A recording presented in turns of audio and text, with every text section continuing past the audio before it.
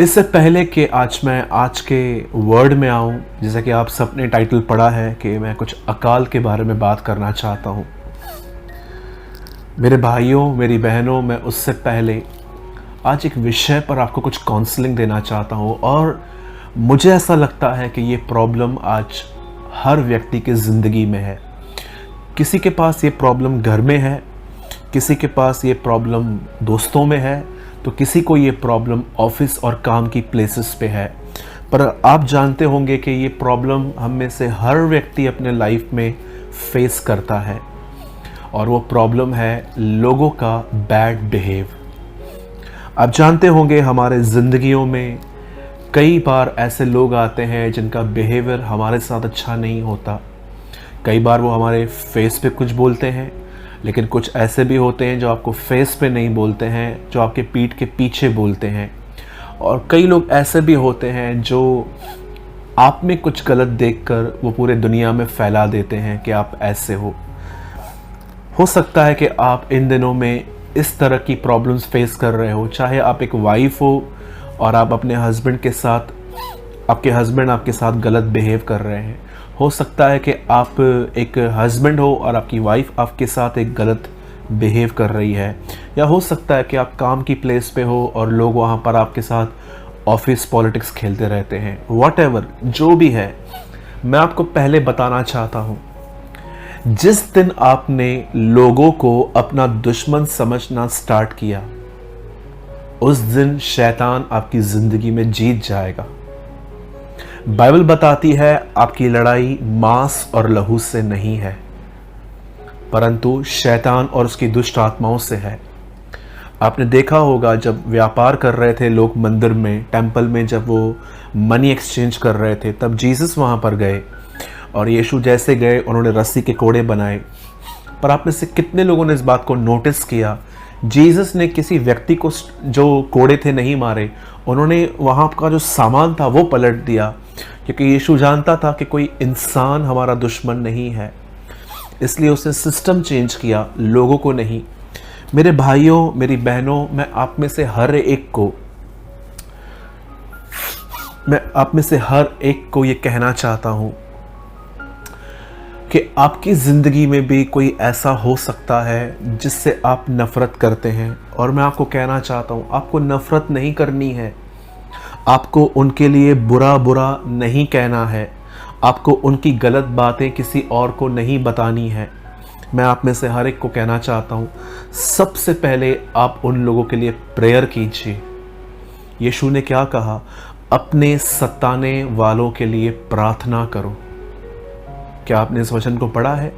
मैं जानता हूँ डे 1 से आप अपनी क्रिश्चियन लाइफ में इस वर्ड को जानते हैं, लेकिन मैं जानता हूँ कि बहुत कम लोग इस बात को ओबे करते हैं। अगर आप अपने लाइफ में एक ऐसे व्यक्ति हो जो अपनी ज़िंदगी में कुछ बुरे लोगों का सामना कर रहे हो, पहली चीज़ तो मैं आपसे ये पूछना चाहता हूँ, जो लोग आपको बुरा भला कहते हैं फेस पे या पीठ के पीछे, सबसे पहले मैं आपसे ये सवाल पूछना चाहता हूँ, आप उनसे कैसा बिहेव करते हो? आप भी उनको बैक आंसर करते हो?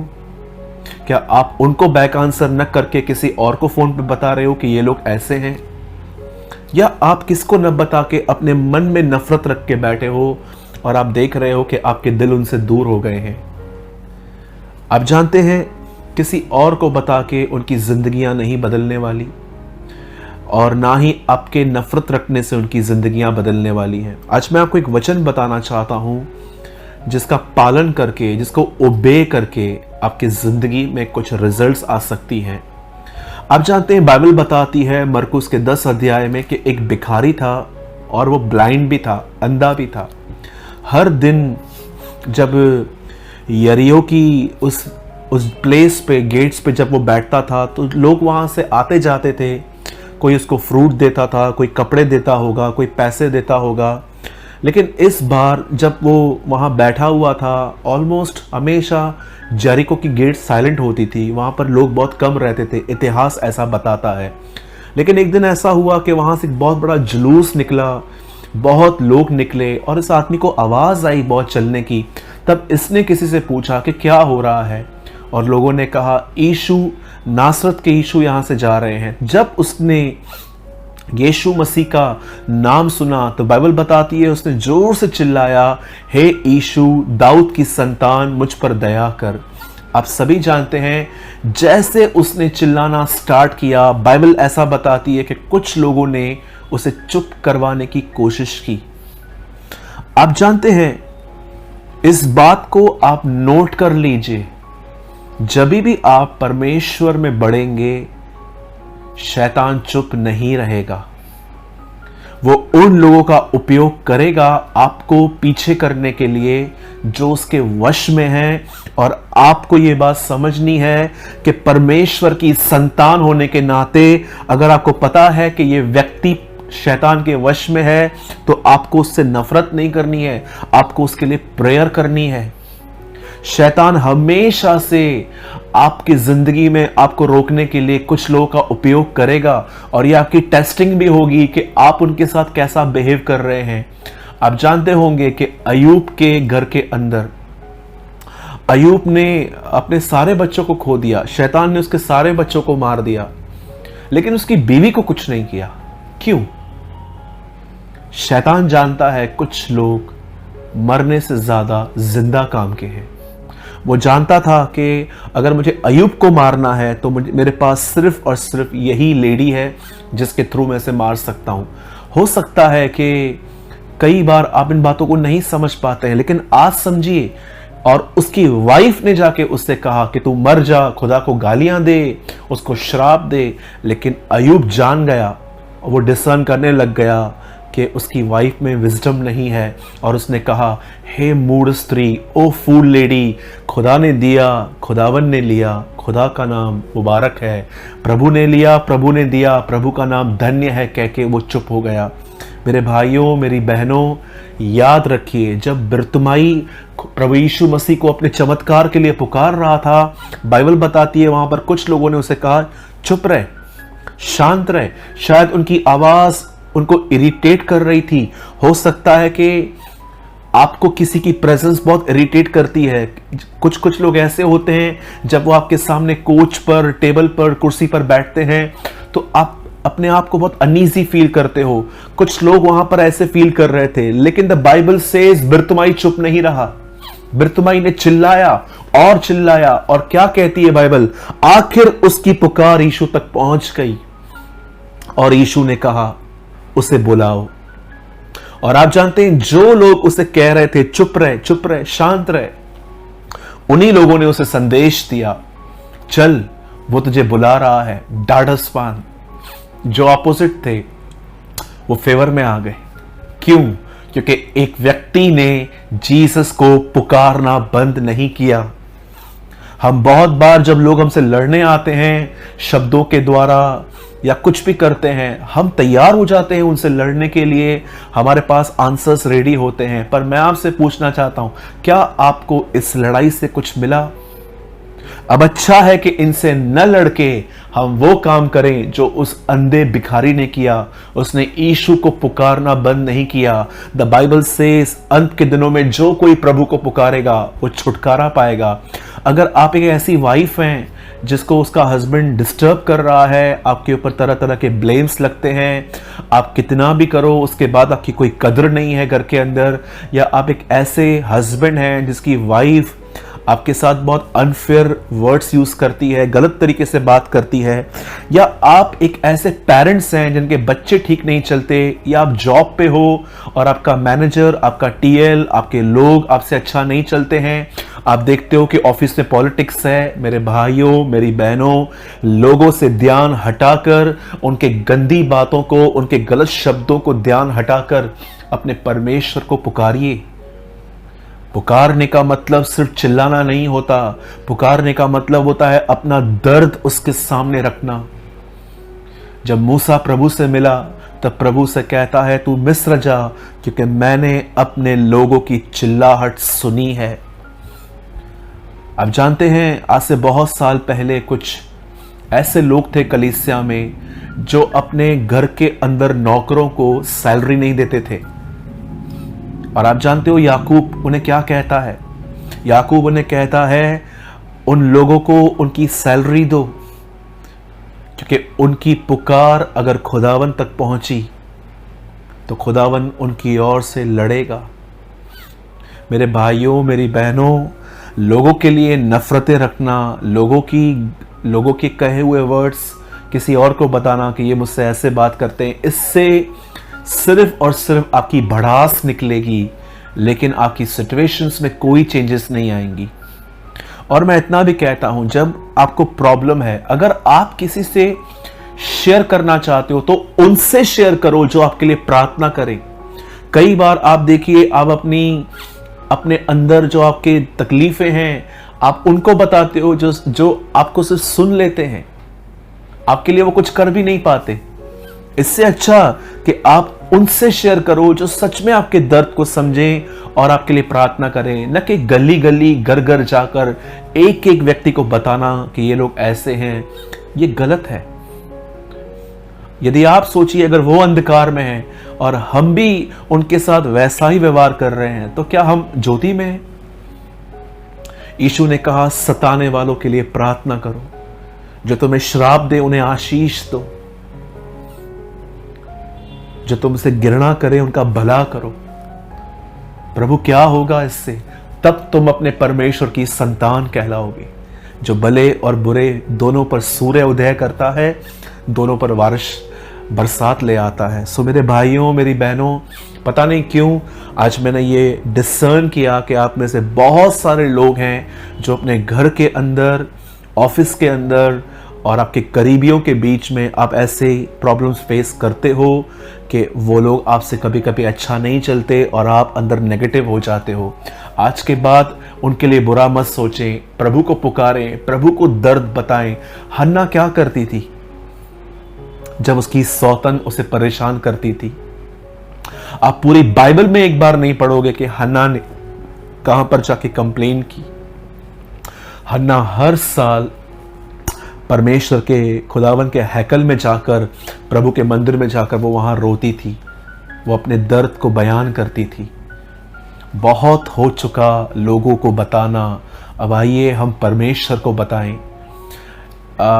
एक अमेजिंग थिंग मैं आपको बताना चाहता हूं। जब एक स्त्री का बेटा मर गया और जब उसे पता चला कि उसका बेटा मर गया है, जानते उसने क्या किया? उसने वो बॉडी ली, अपने सेवकों को कहा कि इसे लेकर एलीशा के कमरे में रखो। और जैसे वो एलीशा की तरफ जा रही थी, उसे गेहजी भी मिला। गेहजी ने उससे पूछा, सब ठीक है? जानते उसने क्या कहा? यस, ऑल इज वेल, सब कुशल है, सब ठीक है। लेकिन जब वो एलीशा के पास पहुंची तो उसने वहां पर यह नहीं कहा कि सब कुशल है। वो सीधा उसके सामने रोने लग गई। वो स्त्री जानती थी मुझे अपनी तकलीफ किसे बतानी है। आप उन लोगों को अपनी तकलीफें बताते हैं जो आपको अपना रास्ता नहीं बताते, लेकिन उल्टा आपको गलत राय देते हैं कि हाँ छोड़ दे, निकल आ, ये कर, वो कर। मेरे भाइयों, मेरी बहनों, अगर अपनी प्रॉब्लम शेयर करनी है ना तो ऐसे लोगों से करो जो आपके लिए दुआ करें, जो आपके दर्द को समझें, जो आपकी बातों को अपने अंदर रख सकें। और याद रखें, ऐसे पाखंडियों से बचें जो दूसरों के सीक्रेट आपसे शेयर करते हैं। याद रखिए, जो दूसरों के सीक्रेट आपसे शेयर करे वो आपके सीक्रेट भी दूसरों से जरूर शेयर करेगा। इसलिए संभालें, प्रभु से आत्मा की परख मांगे, न्याय न करें लेकिन परखें। आमोस चैप्टर 8, आमोस की किताब 8 अध्याय और उसका 11वां वचन। परमेश्वर यहोवा की यह वाणी है, देखो ऐसे दिन आते हैं जब मैं इस देश में महंगी करूंगा। उसमें न तो अन्न की भूख और न पानी की प्यास होगी, परंतु यहोवा के वचन के सुनने ही की भूख और प्यास होगी। कि परमेश्वर इन दिनों में क्यों कह रहा है यहां पर कि अकाल आएगा? क्या रीजन है? वचन का अकाल। और मैं आपको बताना चाहता हूं, जो आप समझते हैं, जो लोग इस तरह के काम कर रहे हैं, जबरदस्ती फोर्स कर रहे हैं कि आपको हमारा फेयर भरना है। जब उस फैमिली ने मुझे बताया तो मैंने उनको एक बात कही कि आप उनको कम से कम इतना कह दो कि जिस परमेश्वर ने आपको लीड किया है हमसे मांगने के लिए, वो परमेश्वर हमें भी लीड करेगा आपको देने के लिए। सो वेट कीजिए। आप सोचिए इस तरह के काम, और उसके बाद चर्चेस के अंदर सामान बेचना और लोगों को एटीएम कार्ड की तरह स्वाइप मशीन, ये सारे काम। आपको लगता है ये वो लोग हैं जो खुदावन को सुनते हैं? अकाल शुरू हो चुका है, क्योंकि अगर ये लोग परमेश्वर को सुनते तो ये बात वो जान जाते कि परमेश्वर अगर कलीसिया देता है तो परमेश्वर उस कलीसिया को चलाने के लिए हमें प्रोविज़न भी देता है। मैं आपको बताना चाहता हूँ, मैं ऐसे सच्चे खादिमों को भी जानता हूँ जो सिर्फ जीसस की लाइफ प्रीच करते हैं, और परमेश्वर ने उनके कलीसिया के अंदर ऐसे लोग भेजे हैं जो उनको फाइनेंशियली सपोर्ट करते हैं। उन्होंने अपनी ज़िंदगी में किसी से कुछ नहीं मांगा, लेकिन खुदावन ने उनकी ज़िंदगी में ऐसे लोगों को जोड़ा। मैं आप में से हर एक को कहना चाहता हूँ, हमें किसी के सामने हाथ फैलाने की ज़रूरत नहीं है। मैं आपको ये कहना चाहता हूँ, परमेश्वर हमारे साथ है। अगर उसने हमें बुलाया है तो वो हमें प्रोविज़न भी देगा। मेरे भाइयों, मेरी बहनों, मैं आप में से हर एक को कहना चाहता हूँ, अकाल स्टार्ट हो चुका है। ये अब से नहीं, ये कम से कम लास्ट 30 और 40 ईयर्स से स्टार्ट हुआ है, क्योंकि अंतिम दिन जो हैं वो डिसेप्शन के डेज हैं, वे धोखे के दिन हैं। यीशु ने क्या कहा? बहुत सारे मेरे नाम से आएंगे। अगर कोई दूसरे नाम से आता है तो हम तो समझ सकते हैं कि ये खुदा की तरफ से नहीं है, लेकिन यीशु ने क्या कहा? वे मेरे नाम से आएंगे, they will come in my name.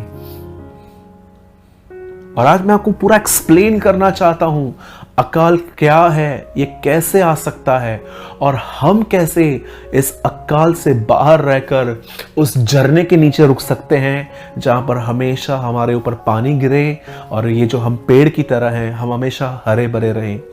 यहां पर एक वचन लिखा गया है जो मैंने आपसे पढ़वाया, और मैं आपको बताना चाहता हूं, listen to me very carefully. यहां लिखा गया है कि अंतिम दिनों में प्रभु के वचन का अकाल आएगा।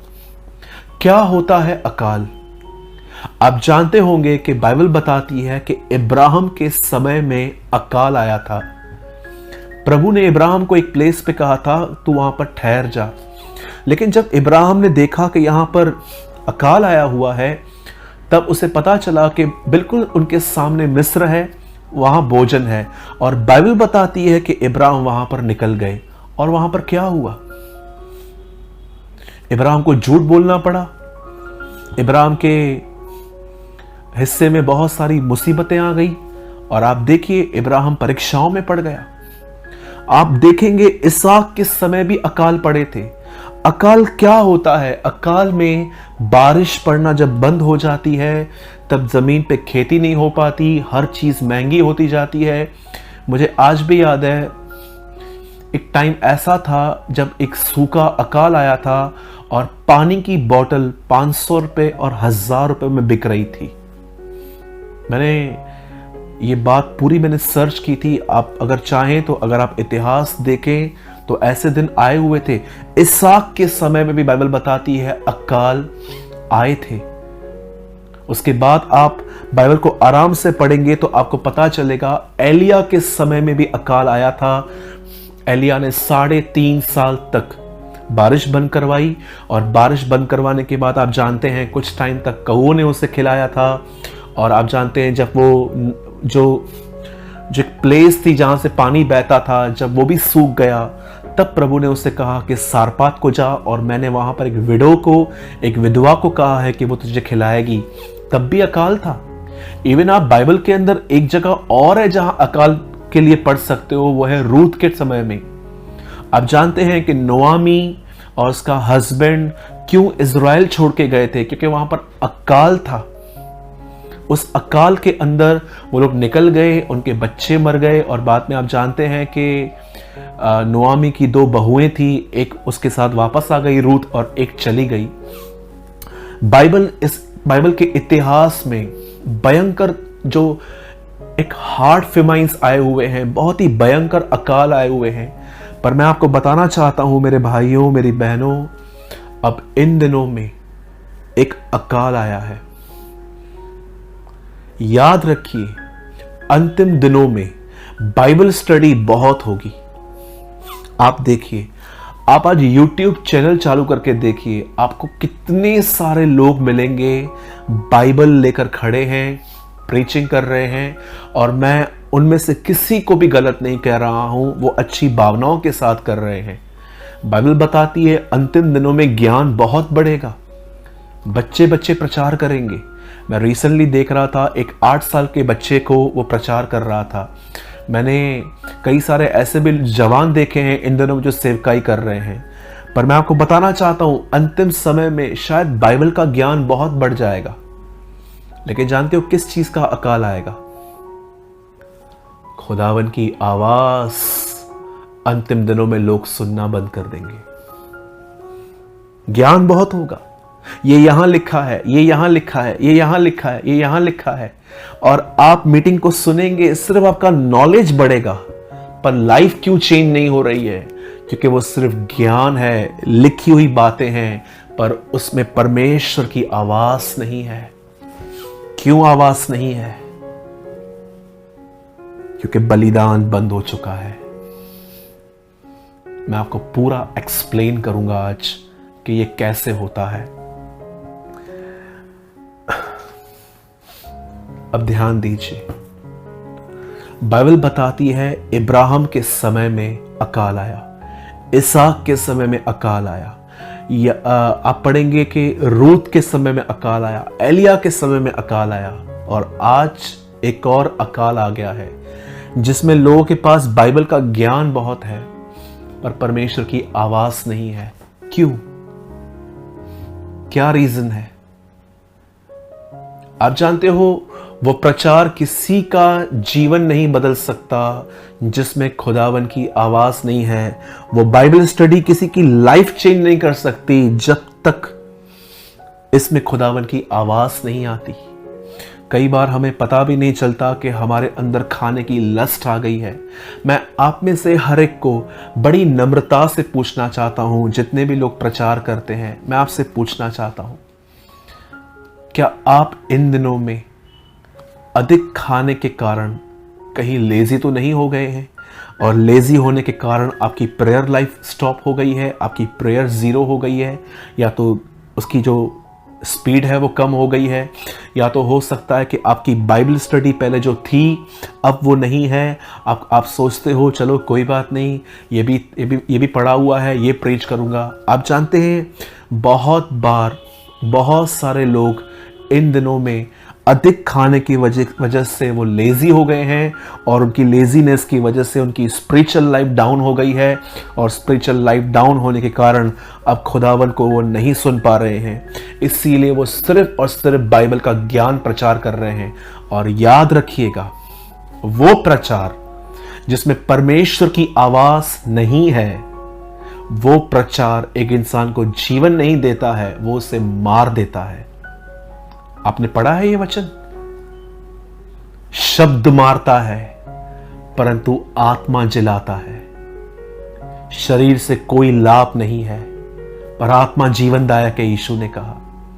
आप जानते हो, हम जितने भी प्रचारक हैं, हम इन दिनों में अगर हम परमेश्वर की आवाज को नहीं सुन पा रहे हैं तो उसका कारण क्या है? क्योंकि हम अपना हर सरमन कैसे प्रीच करना है इसके बारे में सोच रहे हैं, हम इसे अपने लिए नहीं पढ़ रहे। मुझे आज भी याद है, एक समय ऐसा था जब मैंने इतनी सेवकाई की थी कि मेरे बाइबल के पढ़ने का दृष्टिकोण ही बदल चुका था। मैं जब भी बाइबल पढ़ता था मुझे ऐसा लगता था कि मैं ये भी प्रचार करूं, वो भी प्रचार करूं। और एक दिन मुझे परमेश्वर ने कहा, सूरज, तूने अपने व्यक्तिगत जीवन में मुझे सुनना बंद कर दिया है। तू ये सुन नहीं पा रहा है कि मैं तुझे क्या कह रहा हूं। तू हर वचन में से अपनी विजडम लगा के ये सोच रहा है कि ये कैसे प्रीच करूं, वो कैसे प्रीच करूं। लेकिन जिस दिन मुझे परमेश्वर ने आज से कुछ साल पहले ये रोशनी दी प्रभु ने मुझे, तब मैंने इसको बंद कर दिया। मैंने प्रभु से माफी मांगी। मैंने कहा, प्रभु मुझे माफ करें क्योंकि मैं बाइबल दूसरों के लिए पढ़ रहा हूं, लेकिन आज के बाद प्रभु ये तलवार दूसरों पे चलाने से पहले इसे मैं खुद पर चलाऊंगा। आप जानते हैं, हम में से बहुत सारे जो भाई हैं जो प्रचार करते हैं, आप जानते हो हम क्यों परमेश्वर को इन दिनों में नहीं सुन पा रहे हैं? क्योंकि हम इन दिनों में वचन को अपने लिए नहीं परंतु सिर्फ कलीसिया के लिए पढ़ रहे हैं।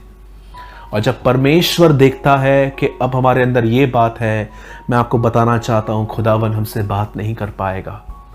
हो सकता है कि आप में गिफ्ट ऑपरेट होगी, जब आप प्रचार करोगे तो परमेश्वर अपने लोगों पे तरस खा के उनकी भूख मिटाएगा। लेकिन व्हाट अबाउट अस, हमारा क्या है? कहीं ऐसा तो नहीं है कि दूसरों को प्रचार करते करते हम खुद पीछे हो रहे हैं? ये तो बात प्रचारक की थी। अब मैं आम लोगों की बात करना चाहता हूं, विश्वासियों की, जिन्होंने इन दिनों में परमेश्वर को सुनना बंद कर दिया है।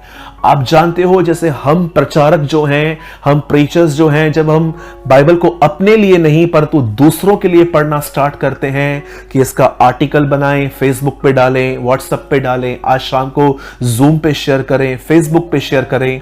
आप जानते हो, जब हम इस तरह चलते हैं, हम परमेश्वर को सुनना बंद कर देते हैं, उसकी आवाज हमारे पास आना बंद कर देती है।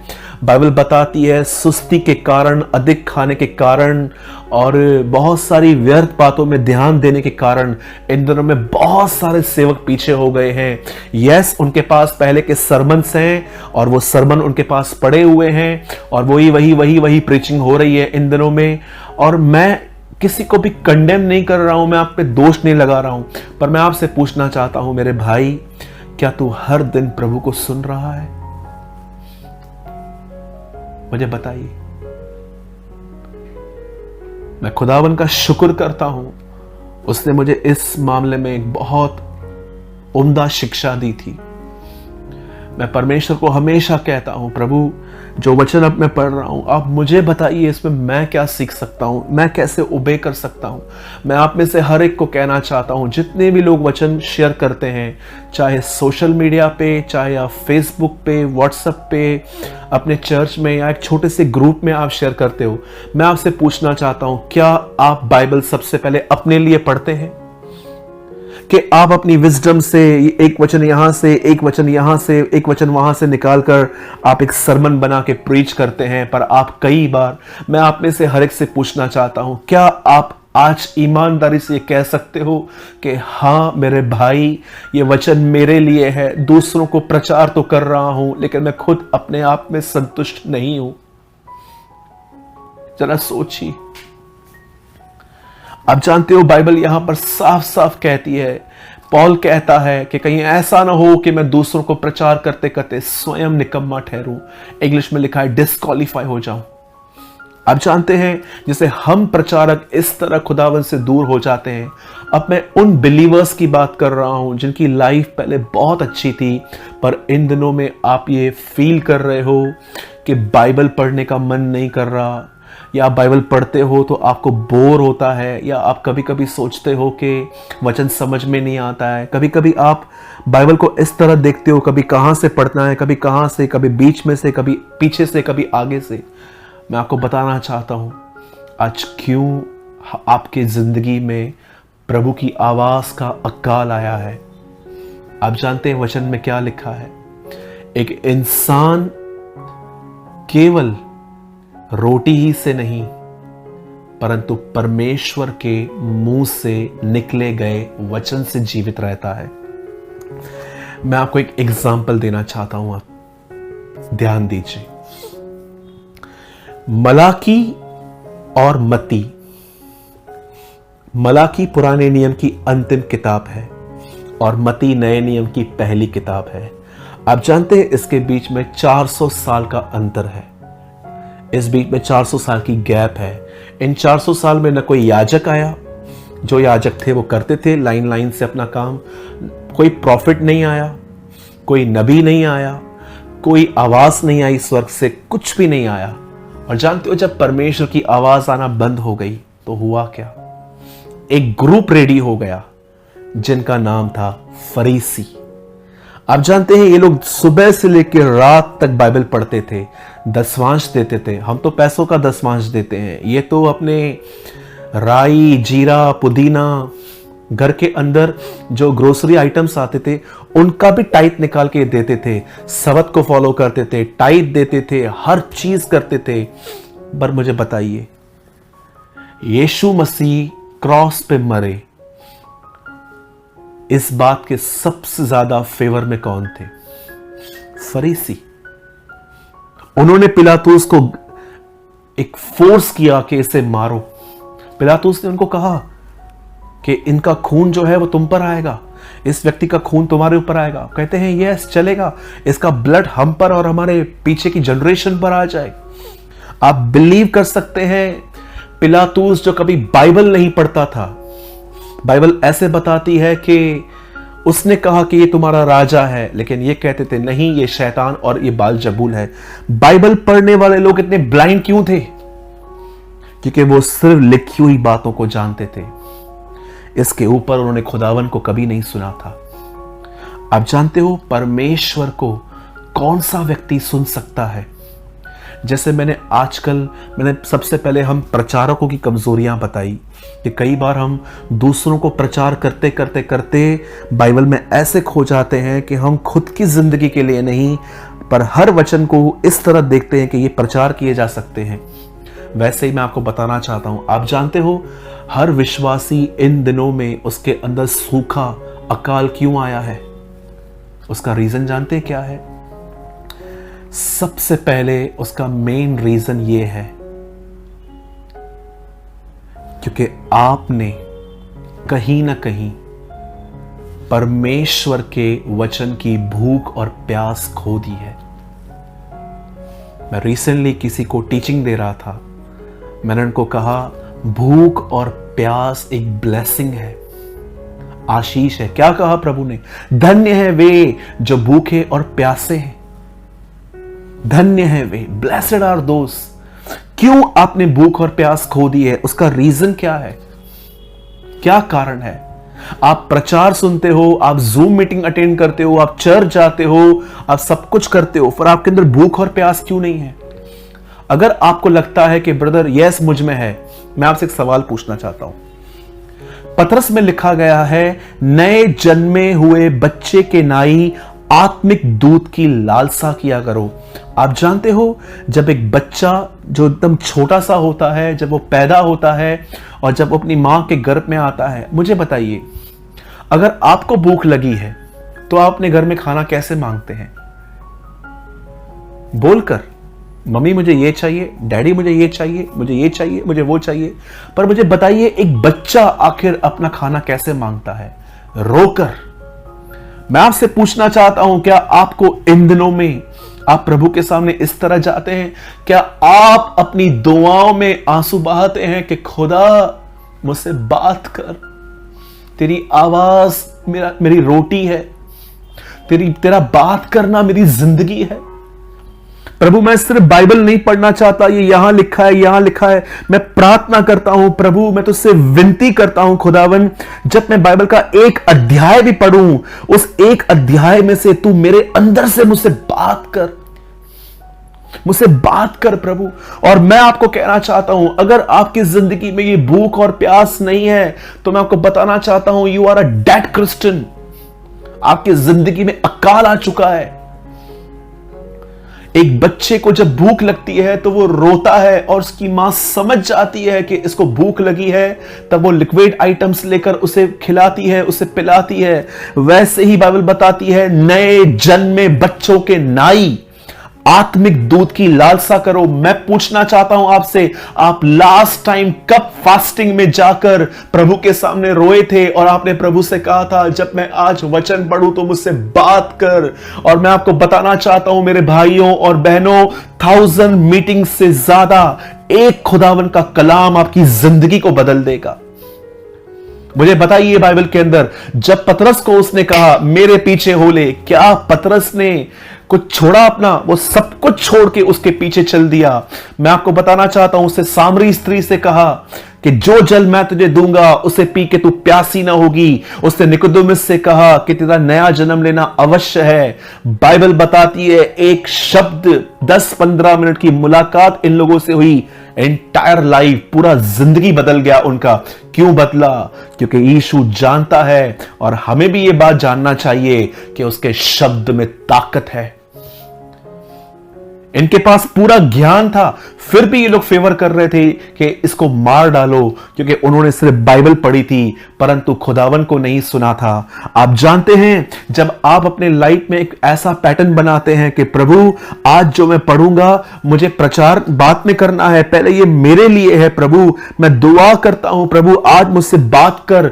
जब आप प्रभु से अपनी जिंदगी के लिए मांगते हैं और उसके बाद आप बाइबल खोलते हैं, मैं आपको बताना चाहता हूं, अगर आप एक चैप्टर भी पढ़ेंगे ना अपने लिए भूख और प्यास में, और मैं आपको कहना चाहता हूं अगर आपके पास भूख और प्यास नहीं है, डिस्करेज होने की नीड नहीं है, खुदा से मांगो, वो तुम्हें देगा।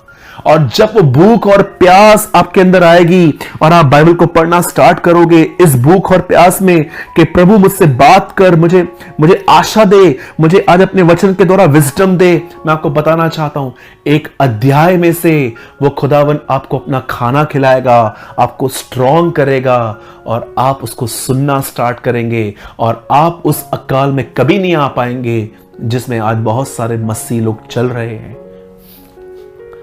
हम प्रचारक इन दिनों में दूसरों को प्रचार करते करते हमें पता नहीं चल रहा है कि हमारे अंदर सूखा आ गया है।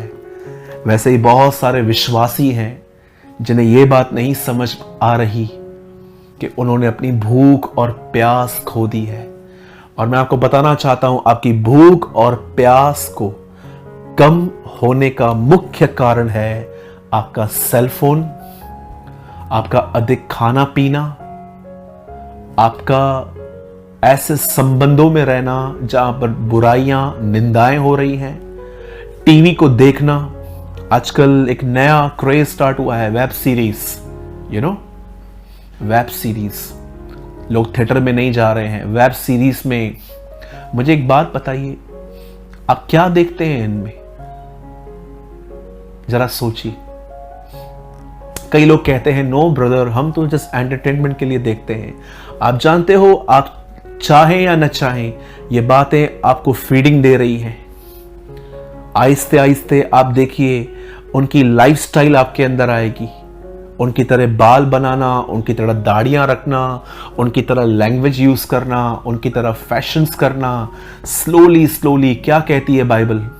फॉलिंग बहुत स्लो है पर वो कंटिन्यू है। मेरे भाइयों, मेरी बहनों, क्यों कहती है बाइबल आत्मा की आग को न बुझाओ? आप जूम मीटिंग्स में आते हैं, आप चर्च आते हैं, आप किसी प्रचारक को सुनते हैं, खुदा उनके द्वारा अपनी आग, उस आग आप में रिवील करता है, अपनी आग आप में डालता है। और ये सारी बातें, अधिक खाना, अधिक फोन यूज करना, वेब सीरीज देखना, टीवी देखना, टीवी के अंदर मैं नहीं कहता हूं सब बुरा आता है, लेकिन ऐसी चीजें देखना जो पूरी तरह वर्ल्डली हैं, ये सारी बातें आपके अंदर पानी, आपकी आग के ऊपर पानी डालने का काम कर रही है। मेरे भाइयों, मेरी बहनों, याद रखिए, अगर इन दिनों में आपने अपने अंदर परमेश्वर की आवाज को नहीं सुना है, अगर आप बाइबल पढ़ते समय, मैं आपको एक अनुभव बताता हूं जो मेरे मन में आया। मेरे चर्च के अंदर कुछ लोगों ने एक लेटर डाला था बॉक्स में, और उस लेटर में लिखा था, हम जब भी मीटिंग में आते हैं भाई सूरज प्रेमानी के द्वारा परमेश्वर हमसे बात करता है। जब वो लेटर मुझे चर्च के किसी एल्डर ब्रदर ने दिया, मैं आपको सच कहता हूं, उस लेटर को पढ़कर मैं थोड़ा डिसअपॉइंटेड हुआ। जानते हैं क्यों? क्यों खुदा आपसे सिर्फ मीटिंग में बात करे? क्या वो आपसे उस दिन बात नहीं करता जिस दिन मीटिंग नहीं होती? क्या कहती है बाइबल का पहला अध्याय? उससे पहले दिन क्या बनाया? ज्योति बनाई। उसके बाद उसने पानी को ऊपर डाल दिया और आधा पानी नीचे रखा। उसके बाद उसने पानी को एक बाजू कर दिया। उसके बाद उसने अर्थ बनाई। उसके बाद उसने प्लांट्स बनाए, सन बनाया, मून बनाया, सूरज, चंद्रमा, प्लैनेट्स, सब जानवर बनाए। बाइबल का पहला लेसन है, खुदावन ने हर दिन बात की। सिर्फ परमेश्वर मीटिंग्स में बात करता है? जिस दिन मीटिंग नहीं होती है, क्या वो उस दिन बात नहीं करता आपसे? आप एक ऐसे मसीह बनिए जो हर दिन खुदा को सुने,